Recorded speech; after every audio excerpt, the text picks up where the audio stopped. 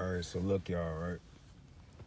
I'm finna just start picking the camera up and just talking whenever I feel like I got something to talk about when it comes to like NBA or, a debate or just anything in general. You know, it's a D Wade versus Harden debate going on right now. I don't know if I'm gonna entertain it, but obviously, if y'all don't know me, y'all know I'm choosing Harden over D Wade because Harden is still balling at the age that he's at, while D Wade is somewhere having tea parties with his son and stuff. So um, it's levels to this stuff, it's levels to it. But y'all can go ahead and say, oh, D Wade got 3 rings, he carried his team, he did this.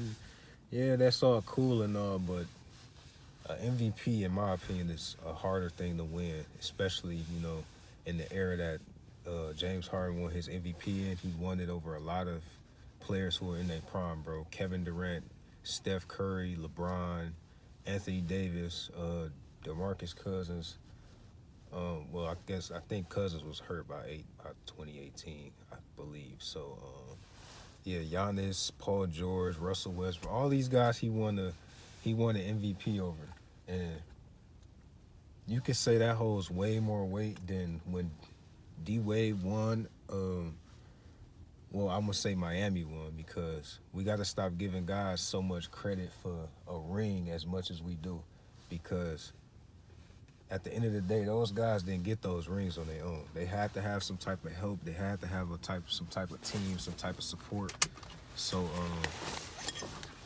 well, I got this on, but they had to have some type of help, some type of support, and we got to stop giving guys all the credit. It really don't matter if they average the most points on the team or they was a leading scorer or this and that. Like, that's what they supposed to do. That's the bare minimum for a superstar. You know what I'm saying? That's superstar standards, to lead in points and lead in certain categories, or when it's time to lead in certain categories. Um, but I just feel like James Harden, bro. James Harden is just his game and his career is something that we won't. It's something that can't be mimicked. It's not something we'll see in a very long time. His creative isolation scoring. Notice I'm not talking about stats.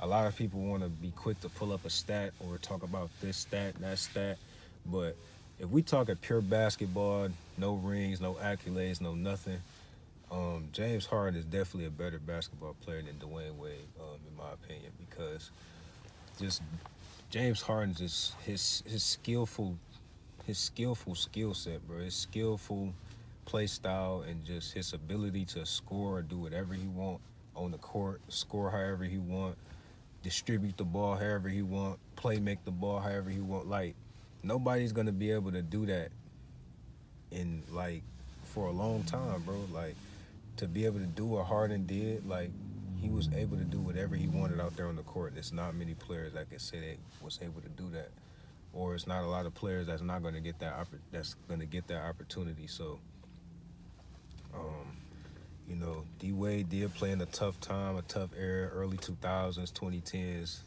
I'm aware, you know, for anybody that might be seeing this video that's a little older, I gotta break it to you, man. But age don't mean nothing when you intelligent, when you educate yourself on the history of the game, and you get this knowledge. You feel me? Knowledge is everything. Knowledge is power, and that's the main thing that you need when it comes to being a basketball fan or wanting to know about history. You just gotta be willing to learn, and you gotta know knowledge. You gotta have knowledge and know history. It don't matter how old you are. You could be 16 and know a whole lot about Jordan today because of the internet, because of research, because of doing homework. All this stuff helps. Like, it kills me too when people like to say, oh, you this young or that young, you don't know nothing, you don't. Like, man, we in a digital age, bro. We've been living in a digital age for probably the past half a decade now, man. So everything that's out here that you think somebody don't know, it's on the internet. They can go and look it up. They can go and read about it. They can go and know about it today. They didn't have to live through it 35 years ago to know about something. Or, you know what I'm saying? It's definitely not different, bro, from researching it and finding out about it on the internet than being around when it actually happened. Like, that's a thing that people like to do as well. They like to say, "Oh, you didn't live through it, and living through it, and the researching it is different." No, it's not, man. They give you the same information. Living through it is just an experience. You don't have to experience something to know about it and have knowledge on it. You know, having the experience on something is a whole nother perspective. But back to the debate, man.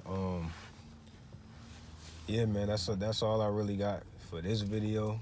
I will drop more videos discussing debates and things of that nature, and just breaking down how I feel about different debates and different like comparisons and things of that nature. I will touch up on the GOAT debate sometime soon. It's probably not gonna be um, after this video, but it will be sometime soon. I'm kind of coming to an end on talking about the GOAT debate because it's kind of pointless at this point because it's too many ways you can go. It's too many arguments. It's just, you know, but yeah, y'all stay tuned for that, man. STP, man, we out, man.